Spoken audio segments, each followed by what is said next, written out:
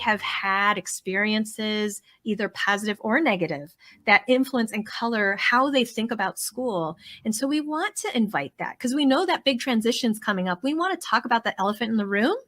And if we can do that in a positive way that invites them just to kind of share those feelings so that we can understand how to better support them and help them reframe some of those negative thoughts. Like I like to ask them too, if parents are finding a lot of those comments are more negative, try to dig deep and say, hey, well, tell me, like, what are you most excited to do in school? And like, if it's going to have lunch or seeing a friend or like seeing an old teacher, have them at least talk about that and remember those positive experiences so that we can kind of start to reframe the feeling associated with school and try to build on that.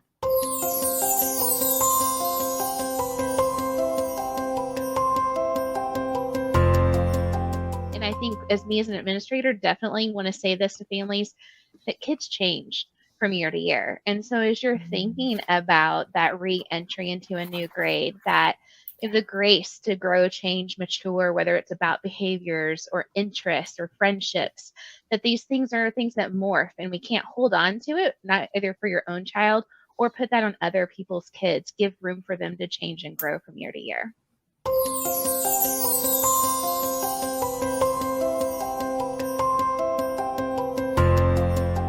When you are a parent, my number one pet peeve about like school teams is putting parents on the spot. And if you think about, okay, we're problem solving this routine. If you figure some stuff out that works, you can tell the school that. And if they do have a 504 or an IEP, that's actually an accommodation. So, that communication between what you're figuring out at home and actually communicating that with the school and getting it into their plan is awesome. And it's the same thing with stuff that doesn't work, right? I had a parent last week tell me that checklists do not work for her kid. She chucks the checklist across the room and really hates them.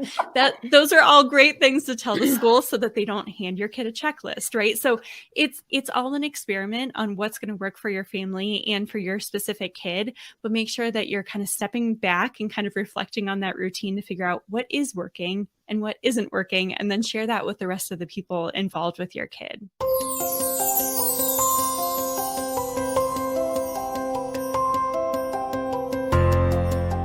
I think a lot of times when I have conversations with parents about concerns from school, or if they're having concerns at school, I think sometimes they're a little bit hesitant to come and see the pediatrician about it. And I would just encourage parents to think of their pediatricians of more than just somebody who does the well-child visit and is diagnosing asthma or allergies or ear infections. We're very much a part of, the group of grownups in a kid's life that can actually help contribute to, giving parents maybe a little bit of context about like what they might be seeing in their child. Because I think a lot of times, like, we just sort of see our children growing up and we kind of get used to, him being the boy that doesn't sit still in circle time. And that's okay in like when you're 3 or when you're 4, but it's still happening in kindergarten. And I think parents, it just kind of sneaks up on you. You're like, oh, well, that's just how he's always been. And why is the teacher saying something about this? And then my job is to say, well, because she sees like 20 other children. And the one that doesn't sit still in circle time is kind of, outside of the box.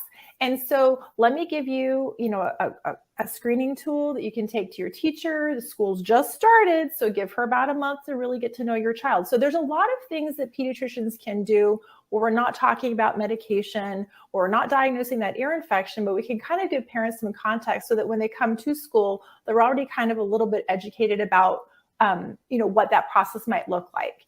So that when they come to the school administrators and teachers, they're already they've got a little bit of know-how, so that they kind of know what to expect, and they maybe there's not as big of a weight for the administrators and teachers to have to do that de novo because now their pediatricians prep them. So I guess my message to parents would be, don't just come in for sick visits. Don't just come in for well-child visits. If you have a behavioral concern, start with your pediatrician because we're usually the first person that you can see very quickly.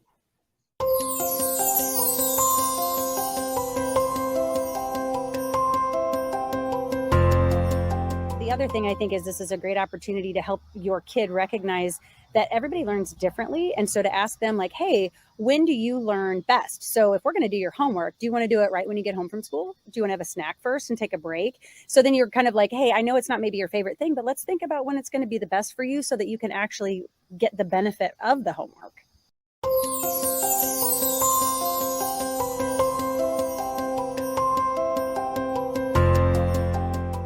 One of the foundations to our kids' learning and emotion regulation and being able to thrive in, with change, right, is really building that good sleep foundation.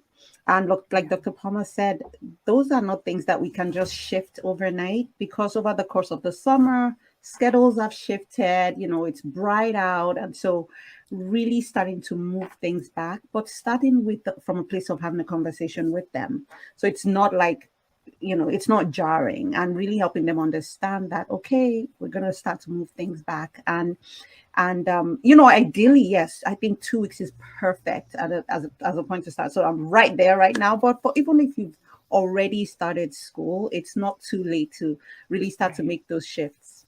Mm-hmm.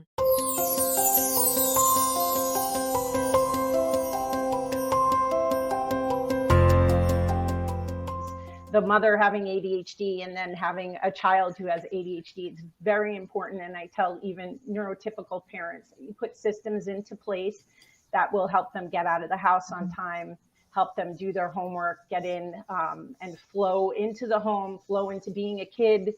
And it helps the parents, it helps the whole dynamic.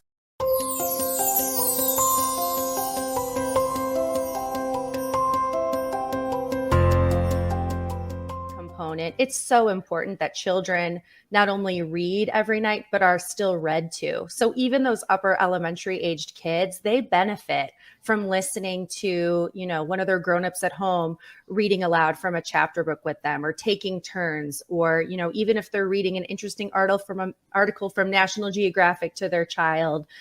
There's so much benefit in hearing that information and processing it, as well as reading aloud. So I just highly encourage families to make reading a part of your routine regularly.